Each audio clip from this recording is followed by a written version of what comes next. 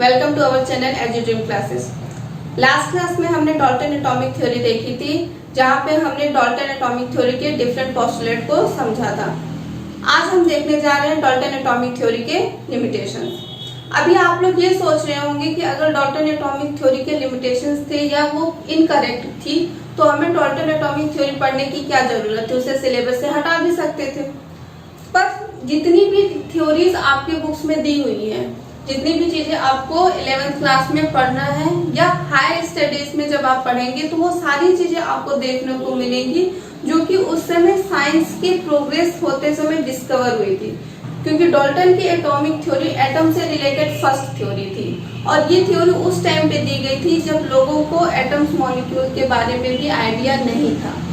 तो इन सारी थ्योरीज को पढ़ने से हमें ये एक चीज पता चलती है कि साइंस का डेवलपमेंट कैसे हुआ है, कैसे साइंस अपनी इनिशियल स्टेज से लेकर के आज इतने बड़े ब्रॉड स्टेज तक पहुंचा है। साइंस में इतनी सारी जो डिस्कवरीज हुई हैं उसके पीछे लोगों की मेहनत क्या है, तो उन सारी चीजों को समझने के लिए आप लोगों के सिलेबस में डाल्टन एटॉमिक थ्योरी दी हुई है।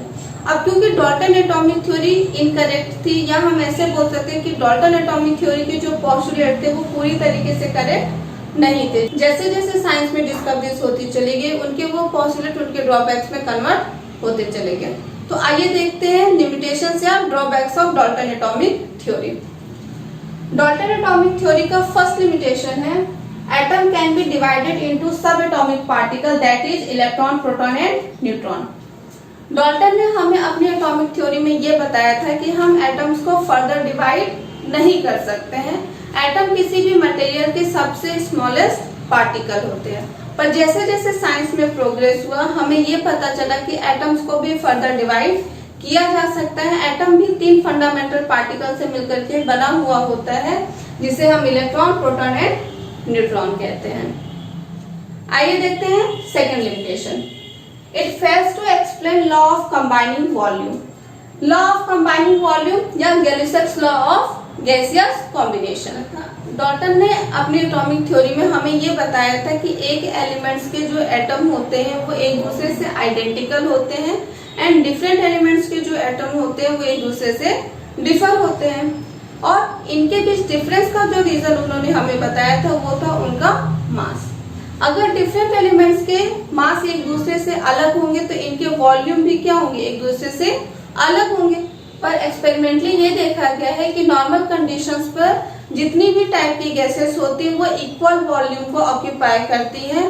तो डाल्टन के एटॉमिक थ्योरी से तो ये चीज एक्सप्लेन कर पाना पॉसिबल नहीं था, पर एक्चुअल में ऐसा तो होता है। तो ये उनका पोस्टुलेट उनके ड्रॉबैक में कन्वर्ट हो गया। थर्ड है it fails to explain why atoms of different elements show different properties.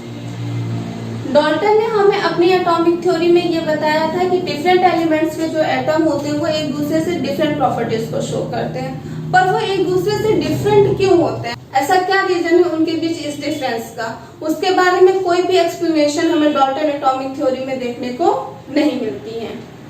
अब आइए देखते हैं fourth limitation, why atoms combine to form compound atom. Compound atom को हम आज मॉलिक्यूल के नाम से जानते हैं। डाल्टन ने हमें अपनी थ्योरी में ये बताया था कि एटम्स कंबाइन होकर के कंपाउंड एटम मींस मॉलिक्यूल का फॉर्मेशन करते हैं। पर एटम्स को कंबाइन होने की क्या जरूरत है, वो क्यों कंबाइन हो रहे हैं और मॉलिक्यूल का फॉर्मेशन कर रहे हैं, इसके बारे में भी कोई एक्सप्लेनेशन हमें डाल्टन एटॉमिक थ्योरी में नहीं मिलती है। आइए देखते हैं fifth drawback. It could not explain the nature of forces which held the atoms and molecule in 3 states of matter. ये हम सब जानते हैं कि जो हमारी मटेरियल होते हैं उनके फंडामेंटल पार्टिकल या तो एटम्स होते हैं या मॉलिक्यूल होते हैं, पर ऐसा कौन सा फोर्स उनके बीच में प्रेजेंट होता है जिसके कारण वो एक ही मटेरियल के अंदर इतने स्ट्रांगली पैक्ड होते हैं, इसके बारे में भी कोई इंफॉर्मेशन हमें डाल्टन एटॉमिक थ्योरी में देखने को नहीं मिलती है। अब आइए देखते हैं next drawback. It does not explain the difference between atoms and molecule. Dalton ने हमें अपनी एटॉमिक थ्योरी में ये बताया था कि एटम्स कंबाइन होकर के मॉलिक्यूल का फॉर्मेशन करते हैं, तो एटम्स एंड मॉलिक्यूल के बीच में कुछ डिफरेंस होना चाहिए। पर डाल्टन की एटॉमिक थ्योरी हमें किसी भी तरीके के डिफरेंस को एक्सप्लेन नहीं करती है कि एटम्स एंड मॉलिक्यूल्स के बीच में कौन सा डिफरेंस होता है। लास्ट ड्रॉबैक है, it does not give an idea about isotopes and isobar.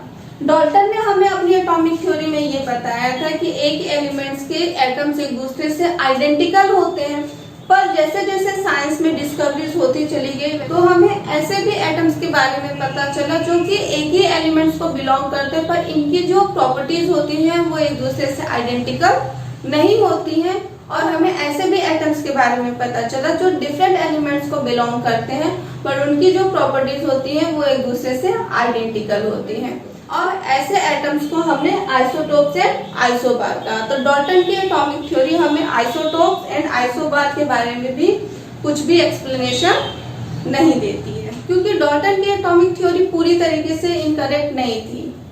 उसके अंदर कुछ लिमिटेशंस थी जो कि जैसे जैसे साइंस में डिस्कवरीज होती चली गई वो बनती चली गई।